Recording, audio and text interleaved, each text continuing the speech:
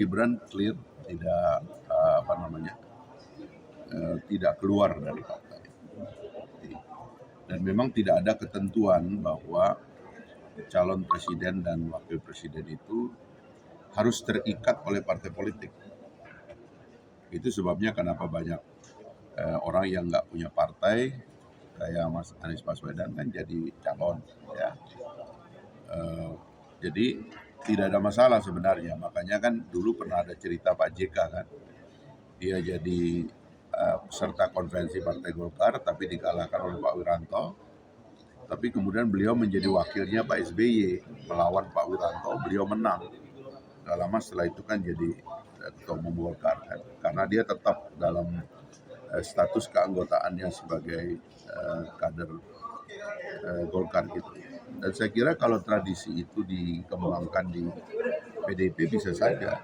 Artinya ya PDIP sebenarnya mungkin karena partainya besar, jadi kadernya memang bisa menyebar di mana-mana gitu kan, bisa jadi begitu kan. Kalau itu mau dianggap sebagai satu kelaziman di dalam kontestasi pilpres yang tadi saya kritik bahwa ada banyak prosedur yang kita tidak disiplinkan dari awal di dalam partai politik sendiri dan juga di undang-undang pemilunya gitu. Akhirnya yang seperti ini terjadi. Sistem ini kan tadinya mau kita sederhanakan supaya yang bertarung itu adalah yang ada di dalam kabinet dengan yang memutuskan berada di luar kabinet, dan secara tesis antitesis begitu ya, betul-betul mau mengajukan sesuatu yang berbeda dengan yang diajukan oleh kabinet. Tapi itu kan tidak terjadi. Nah, tetapi Pak Jokowi dalam hal ini, khususnya karena calonnya Pak Prabowo ingin mempertahankan koalisi besarnya ya sebagai pertahanan atau mempertahankan rekonsiliasi yang terjadi pada tahun 2019. Maka wakilnya Pak Prabowo adalah sesuatu yang mensimbolisasi rekonsiliasi yang pernah ada antara Pak Prabowo dengan Pak Jokowi. Kalau tidak ngambil dari partainya, ya kan, juga bisa orang yang di-endorse atau terasosiasi dengan beliau gitu loh. Nah, partainya kan PDIP, ya. Kebetulan Mas Gibran tuh dapat dua-duanya. Jadi dia kader PDIP juga, tapi pada saat yang bersama dia juga dekat dengan Pak Jokowi karena beliau adalah istilahnya anak biologis dan ideologis dari Pak Jokowi kan, tentu akan didukung begitu. Jadi saya kira ini niat awalnya itu memang rekonsiliasi.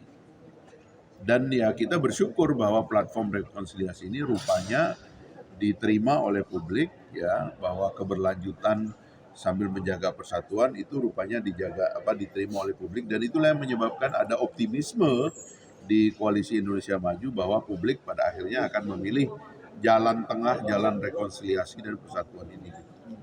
Itu yang kami optimisme sekarang kalau dilihat angka-angka survei dan lain sebagainya, kayaknya ada approval dari publik untuk menyetujui adanya rekonsiliasi dan keberlanjutan. Ya sekarang kan sudah terjadi ya 3 gitu. Tapi saya kira kalau usul saya sih ya, kan kita nggak tahu kan Mas Gibran kan, karena kan apapun kan di dalam PDIP sendiri kan pasti akan ada kaderisasi kan. Orang-orang besar seperti Pak Jokowi adalah kader PDIP, Mas Gibran adalah kader PDIP. Suatu hari tentu akan memimpin partainya juga. Dan kalau dipimpin oleh figur-figur besar seperti itu, tentu partai dapat benefit juga dari figur-figur besar seperti ini. Jadi gini, dalam politik ini saya juga ada pengalaman berpolitik dan pengalaman dipecat juga, pengalaman konflik juga. Semakin kita masukkan itu sebagai problem pribadi, semakin tersiksa kita dan semakin misleading. Karena pada dasarnya organisasi partai politik itu adalah organisasi merupakan tangga menuju negara. Jadi kita harus membuang soal-soal pribadi di situ. Harus platformnya adalah kebangsaan, platformnya adalah kepentingan nasional.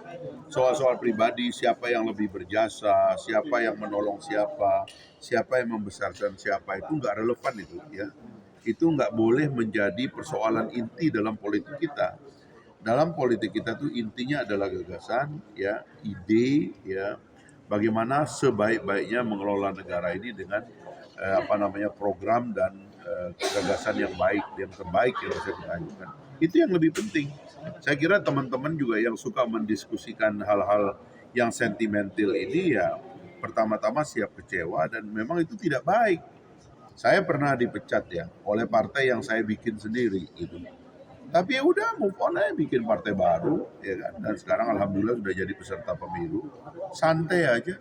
Orang yang membaper-baperkan itu dan gagal move on jadi tersiksa. Karena pada dasarnya kan kita bertengkar dalam politik itu kan bukan karena soal pribadi.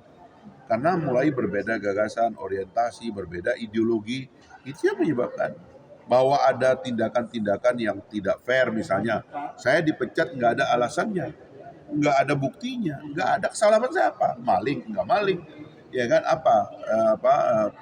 tindakan amoral tidak ada, nggak ada. Cuman ya karena dianggap berbeda pendapat tapi cari cara dipecat, ya sudah. Saya udah mempertahankan diri dan sukses juga menang di pengadilan, tapi tetap nggak diterima juga nggak apa-apa. Sebab orang dipecat itu di dalam undang-undang undang-undang kita, baik undang-undang pemilu maupun undang-undang HAM, harus punya hak untuk membela diri, ya kan? Misalnya kayak saya dipecat, saya berbalik melawan, saya nggak setuju dengan pemecatan itu dan benar, saya dimenangkan oleh pengadilan. Tapi rupanya partai politiknya tetap nggak mau terima. Padahal saya sudah dibatalkan pemecatannya oleh pengadilan. Ya udah, saya bikin partai baru, kan begitu ceritanya. Sama itu yang bisa terjadi pada orang-orang seperti Mas Gibran dan lain-lainnya. Karena itu menurut saya ya biarin aja. Orang dia nggak mundur,